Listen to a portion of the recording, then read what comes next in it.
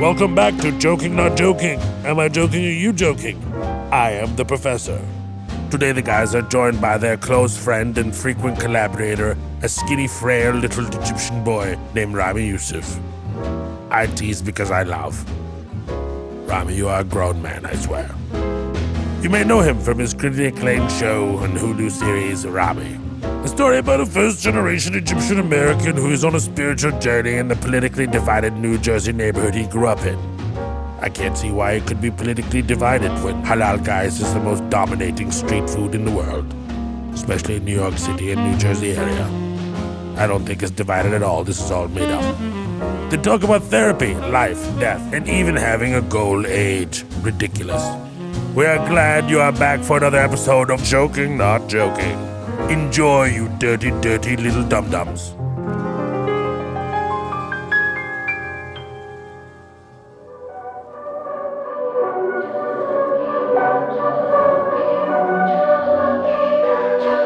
This is Joking Not Joking. What up, everybody? It's Mo. What's up? This is your boy Azhar Usman. From Luminary, this is Joking Not Joking.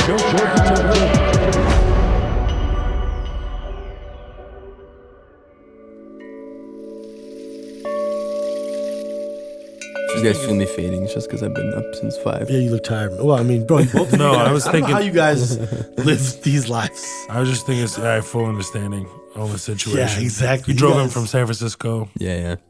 What were you doing in San Francisco? I've been seeing this therapist for 2 years. Never met him. And you have to physically go to San Francisco every time? No, he just No, wants it's been to all meet him Zoom. for the first time. It's been all Zoom, so we met for the first time. Whoa. Yeah. So we went like hiking, and then we went, dude, and then it was just like, he was a monk in a monastery that is in the middle of the Moor woods. And then he lives now in a house at the top of the woods, and he doesn't go to the monastery anymore. But he took me on this like really long hike. And then it was cold in San Francisco too. It was freezing. Very cold, yeah. Freezing. And then he was like, "Are you down for one more thing?" And I'm like, "Okay." And then we'd drive up to the beach.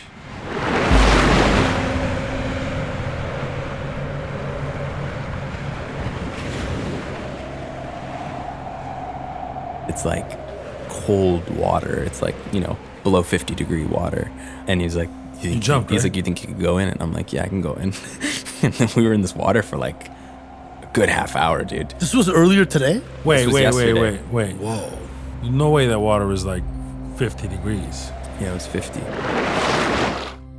For a half hour? Yeah, it was. It That's gets like warm. that cold plunge I did, man. It was It crazy. gets warm by the time you're in there. It's crazy. Body No, I adjusts. know, but like a half hour, usually it's like 15 minutes or so. But you're doing an ice. Yeah, that's crazy. No, that's a whole- ice. Yeah. that's a Like- whole like, also sounds 50, insane. 50 degree water. Yeah, I mean, You can stay in that. You it must could have been like, like 26 minutes, but it was point like is, we it were was in a there. considerable Oh amount no, of we were time. in there, but to a point where it started to feel warm. I want to go But back. then I had with shivers later.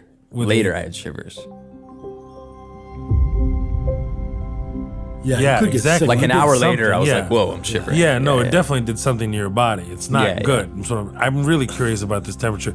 If anybody's listening and can go check, Are we already recording? yeah. Of Oh, course, this is that we're point at recording, which yeah. everyone says, I always fall for that one. You guys Yeah. already recording? Yeah, right. No, I'm serious. I really want to know what the temperature is. It's so curious. Yeah, I'm so- I mean- no, that's so incredible Well, though. listen, It was Somebody great. that Please you've go back had to- such intense session with, and you finally Crazy. meet them It was after amazing. 2 years. How did you pick your therapist? Well, actually, he was recommended to me by someone that I was doing like somatic body work that you had met. Oh, yeah. And then I would love to hear, because I also did some sessions with Yes. our friend, yes, and I benefited in certain ways. yeah. But, I've done a lot of therapy and counseling work and all that. And ultimately, all of these various methods are, they're methods. Yeah. So then it's like, where do they come from, right? So I just listened to an interview with her, and I was like, all right, this is really helpful in some ways, but ultimately decided that, like astrology, there's some truth there, but it's like, dude, I can't rely on this. It's way too uncertain and been influenced by fake news. I'm highly skeptical right out the gate, by the way, when I hear something like this. I just But- picture but- like white people Astrology or stretching. somatic therapy? No, Yeah, astrology. I want to hear you It's all explain love. the I mean- somatic therapy. No, somatic therapy is not astrology. I mean, in the sense of it's people who really know the body and they Yeah. really know emotions. And so Nice. when you're working with someone like who Azhar had seen, I'd seen, this was when I knew I really liked her. The first time I met her was like 2016, 2017. And she was like, how's your day? I was like, it was really good. And I had this big smile, and she was like, I'm not going to fall for the Ramy smile. You were 5%. You were pretending. Yeah, she was like, oh, I can tell, like, you're saying this thing, and you're kind of holding tension in your neck, and you haven't been breathing for the last 45 seconds. So it's not astrology. It's like they're literally looking at what you're doing with your body and how you're breathing, how you're moving. And so I did a lot of work with her for a lot of years of just like stuff I was holding in my body. Like they'll find stuff that you've been holding on to. And what I liked about her, she doesn't assign meaning to it. It's just like, hey, you're holding fear here. And it's like really affecting you. And I had spots on my back where like blood has been trapped and stuff like that. Like sometimes you have little marks on your body and it's from stuff like that, and then they would go away. And diet and like what you're putting in your body. Is it good for your bloodstream? You know, like ginger's really good for your blood pressure and your blood flow, and if you take that in the morning, like it has a certain reaction. But I absolutely believe that that makes sense. I absolutely believe that how you live your day affects different parts of your body, for sure. Like, no doubt. And I'm highly conscious of my breath. Highly conscious of it. Even as a smoker. That's, I mean, a lot of smokers are really aware of their breath because they're doing, it's like, that's why they're taking those that's drags. true, but it's really the boxing is what made me hyper aware of my breath. Realizing that just breathing consistently through your nose and mouth, no matter how much energy you're exerting, keeps you balanced and allows you to have more bursts. So even if you're moving like, you're still like maintaining the same cadence, everything in your body. It's unbelievable. Wow. So even as a smoker, I'll go up the stairs and I'll maintain this kind of breathing pattern, and people behind me will be out of breath versus me where I'm just like still balanced. Obviously breathing heavily, but not as bad. It's so interesting. Boxer first. Say this, Boxer like first and a smoker. No, but for real, like this is a Sheikh Hamza lecture that really hit me. There was this guy that was searching for some kind of spiritual awakening, and he goes to this monk. He goes to this temple, and he runs into the monk. He's like, I want to be a monk. Teach me, please teach me. And he keeps going like this, and then the monk grabs him, and he sticks his head in the water, and he just holds it. And the last second, he releases him, and he comes up for air, and he goes, surely we're one breath away from not existing. Wild. That's it, though. For real, that's all it takes. We are nothing, bro. I just am skeptical. I still feel like, how do you know it's fear that's there and not, just I sleep wrong all the time and my posture is really bad.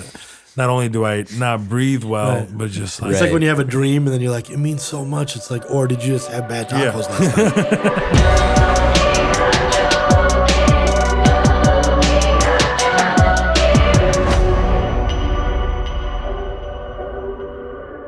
We were talking about like Hashem Mahmoud, right? Oh my God. And so I mean, but even when he breaks down the Quran, it's like it's the same question you're asking. Well, how do you not know it's just this? How do you not that? Where he says, well, if you're gonna come to the book with skepticism and doubt, then sure, that's what you're gonna find. Exactly So it's like, what level are you wanting to? And so she had put me in touch with this therapist because she was like, I think you need to see a man. And my favorite thing about him, he wasn't in the monastery anymore, but he was the first therapist I talked to that when I would bring up religion, he didn't talk about it like it was baggage that I needed to get over. Or he didn't talk about it like it was just like... That was the first time you had a therapist like who, that? who knew what to do with it. You know what I mean? Like sometimes they'll say, oh, okay, so you believe this, but they're kind of talking about it like it's like an accessory that they either don't know what to say with it, or they think it's like you can feel the subconscious like, oh, it's just because you grew up with it, or you need to get over it or whatever. And then this dude's super spiritual, and then I was telling him something that was bothering me or whatever, and he was like, well, what about prayer? Like, are you finding respite in your prayer? It was the first time a therapist had just like straight up like seen that that's like a tool that I have in a real way. Right. And he didn't mock it. Didn't treat it like it was. What horrible therapists did you have before this? Like, it's so but that is the framing. I think thankfully the framing I of haven't had that therapy problem. is often like. But yeah, I mean that's the thing. We too. live in a secular world. We live in a secular. Yeah. Wow. So then he said that, and that was the first That's why time I was so curious. I wanted to ask you, like, how did you come to this particular therapist. How did you When I find was yours? looking for mine, I was just doing research. I did a lot of research to ask, about her from people that may know her. Asked the office as well. There was like 2 or 3 other therapists and the receptionist as well. Like started getting details. What is her process like? And at that point, I was still married, and I wanted a completely, non-biased opinion that I could be potentially looked at as at a disadvantage. This white woman in her 50s, probably early 60s, my therapist at this point. You should ask her. And I should. Maybe we should cut this out just in case she's 43. Just in case No, I she's think 43 I think you years old. keep this in and you find No, out. but she's really cool. Like she was very, very cool and really balanced and always encouraged whatever she thought was like best for me. Like she was, very, very clutch. I'm not as consistent as you for sure. I'm assuming you go like weekly. I'm a weekly. Like for how many years you've been going weekly? Years.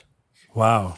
Like basically, you look at it Years. like you could not be doing what you're doing in your work, in your career, in your personal life, your family, getting married. Which congratulations. Thank you. Congratulations. Thank Is that you. like out there in the world? Yeah. Of Mashallah, course, I would mashallah. never. It's, So you- it's my greatest accomplishment. MashaAllah. Is that just some politically correct thing? What do you mean by that? I literally mean it's like the landscape that you just pointed out. We're all working so hard. Yeah. You see, it's like we don't sleep. Right now, we're recording. It's 11 p.m. and we've Right. been up since 5. Right. And to carve out the time to connect to the point where we could get married is my greatest accomplishment. Wow. Because I think great. there's all this machinery. It's like we all work together on both shows we're working together on, right? There's all this course. infrastructure. We're feeding off each other, baton passing. Right. You're in a relationship with somebody. It's like I can't call AZ and be like, yo, can you take her out to dinner? Like I gotta go do this other thing. There's no, it's like, it's just real. us. It's super It's real. just Yeah. us. It's Yeah. super real. She Half your sees religion, everything. right? Half your deen. That's just- And so it is truly like, my greatest accomplishment. Like that, yeah. Well, that's a beautiful thing to say and a beautiful sentiment and a truth I believe in. And I was asking the question about, do you look at this somatic therapy work and the therapy as like, you couldn't be doing it if you weren't doing it every week? Well, I don't, lot. It's I a don't, lot, I man. don't know what level I would be able to do what I do at. Like, I think it's not like, I don't think opportunities would be taken away or something, Right, but I but do you think, I yourself- think I'd lose my cool on people. I think I would like, Do you understand? I would fucking snap your neck Yeah. right now. No, like- if I didn't A, believe in God, B, see this ex-monk Yeah. in California on a Yeah. weekly basis. Do you understand? I went to the I mean- 50-degree water. yeah, dude. So I mean, like, If I didn't submerge my body in 50-degree water for weeks, I would not be okay, able to 26 control minutes. myself right now. 26 minutes. Shut the fuck up.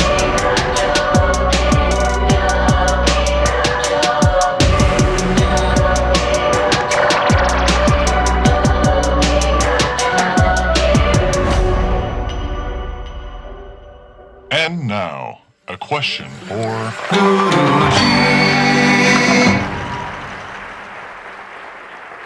Guruji, I often find myself feeling depressed. With the world being so chaotic, I feel very overwhelmed. Do you have any advice for me, Guruji? Depression is oppression. Oppression of yourself. If you are not living in a state of realness, you are oppressing yourself. And this self-oppression causes depression.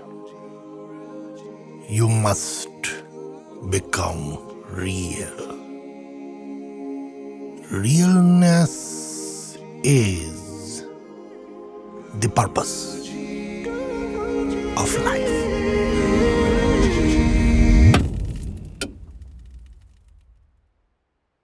Recently, I've been very curious about how I was going to die. Like, I never saw it coming with my brother like this. So I'm just very curious. Like, Yeah. what is it? And also getting a will, very important.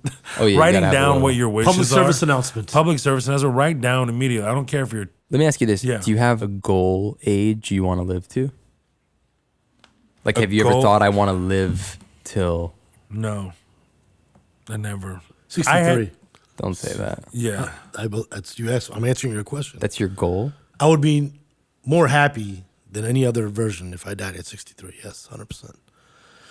Abu Bakr died at 63 radiallahu anhu. Umar died at 63 radiallahu anhu. Uthman died Yeah, at 63 yeah, but you don't have their resumes. Like, I don't... This Yeah. is... It's I'm not- so furious. you asked- I'm actually I'm so angry it that would you're be saying dope. 63. Why? Because I It's a need you sunnah. around longer than that. No, but it's a sunnah. The Prophet lived 63 years. There's no more perfect lifespan than his lifespan. So that's my answer. I'm not just saying that as an empty thing. I've thought about this a lot. A lot of pious people I know pray for this. I don't know. I mean, it's 12 years more than my brother. It's pretty good. 40 is adulthood in Islam. It's like that's when you're mature. I mean, look, would I prefer to see Azhar as a grumpy 90-year-old? Yeah. yeah, of course. Be so much fun to see this. Oh, listen, guy I don't 90. want to die. God forbid. If I God would gives like me- to- I would be really I asked curious about to a see it. goal. I Yeah. said goal age. No, I don't have a goal. I mean, I think what you're saying is like it would be blessed Yes. to die at that age, but I would but welcome what a age longer do life. you- I'd be yeah. very grateful if I But had it's a like, do you long- have a goal? I just don't want. I hope for a my longer goal. life, Yeah, for my sure. Yeah, my goal is A to- healthy one. Yeah. Exactly. Yeah, you don't want to just be around. Because some people from 75 to 85, it's fucking miserable. Yeah, Yes. And they're like, this is not fun. yeah, My This is dad just really turned not- 79, bro. MashaAllah. bro. Mashallah, amazing, God bless him. man. He looks Alhamdulillah, fantastic for his bro. age. All bad meets that And he's in inshallah. good health, and he's still fully functional. Drives a car, Wow. takes care of my mom. Like they live down in Tampa now. My sister and I have back channel communications about what's going on with them. We check in with them and then check in with each other because You have to. it's at that age now, bro. It's like, dude, he's 79, man. Mashallah. How old's your mom? Alhamdulillah. She is 37. 68. Okay. MashaAllah. Mashallah, mashallah. But I saw you go from young little brother Ramy to Grown becoming a man, yeah. Yeah. And I got to see Mo. Mo, man, mashallah. He's the youngest of his family, Yeah. but he's like the patriarch of his family. And there's this thing about becoming a man, truly really being zalama. Yeah. And therapy is tied into that. This idea of what are we on? We're on this journey of life and kind of maturing, growing, hopefully getting smarter and wiser. And I wanted to share a quote with you guys that I learned when I got hit by that car, which was Confucius said, "A man has two lives. The second one begins the moment he realizes he only has one." Incredible. I'm also really happy you didn't do it with an accent. I was concerned for a second. It had all the makings. It had all the makings. of an Azhar act out.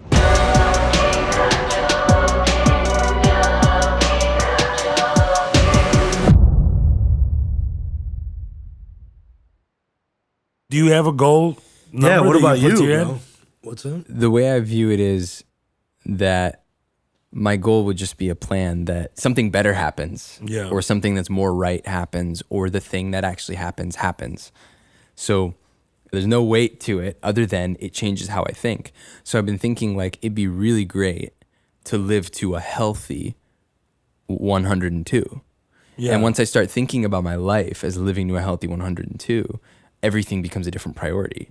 A healthy 102, man. That's a lot to Inshallah. look. That's inshallah. I mean, But I get it, because it's like if you have that mentality and you're living accordingly, if you go at 82 or you go at 67, you're no worse off. You lived a great, healthy life. But it's also too I want to feel, man, there's so much I want to read, and there's so much I want to explore, and there's so much I want to know about this dimension before whatever's coming. I want to feel like I really got to explore it, and it's I think about life now and where I'm at and age I'm at, and how much of it has just been all of us working on recovering our families' histories and Sure. traumas. Yeah, and yeah. then all of us working to get to a place where we could provide, There's so much I love about this time, but Yeah. there's so much about it that feels like logistics.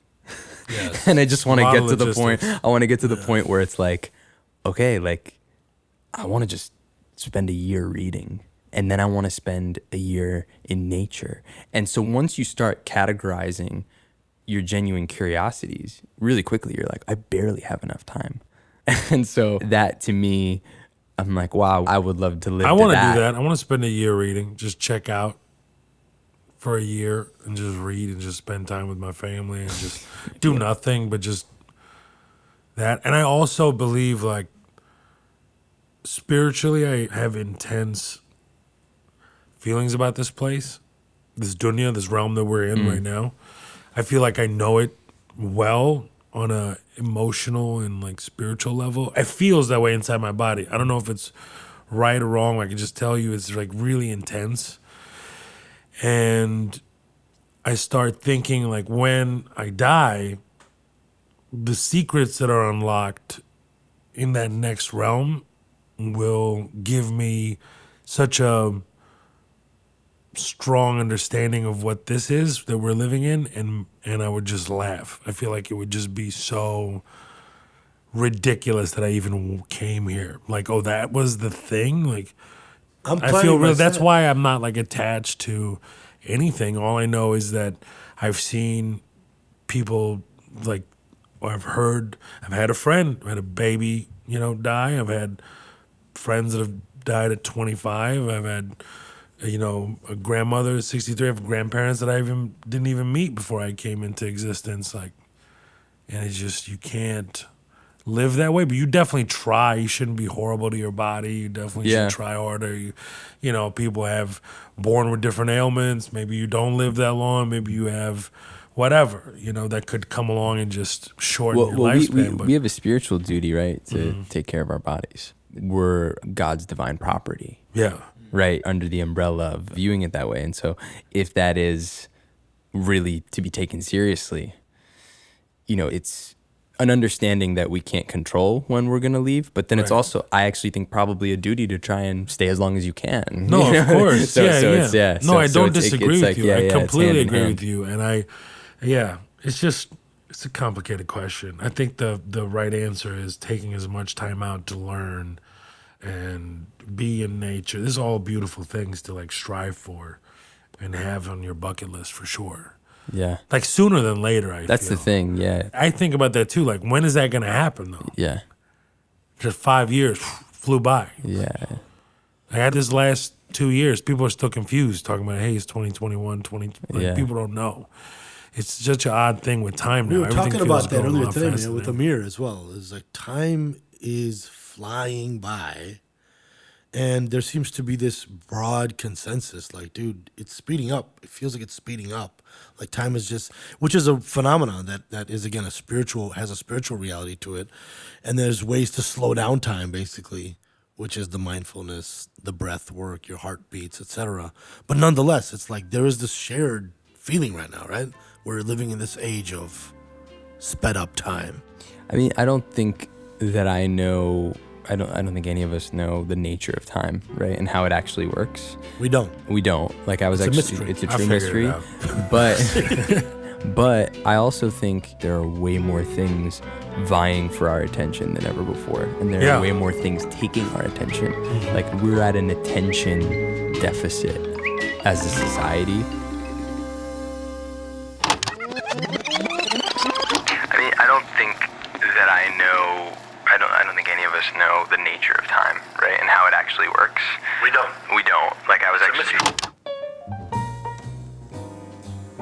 Oh, Ramy, I don't understand time. Oh, Azhar, time. Listen, there's no time to talk about time. Time is moving, it's going away from you. On Earth, time is very limited. Time is like a sword. You either use time, or you get cut with time. Until next time. Stay real, dum-dums. Joking Not Joking is a Luminary original.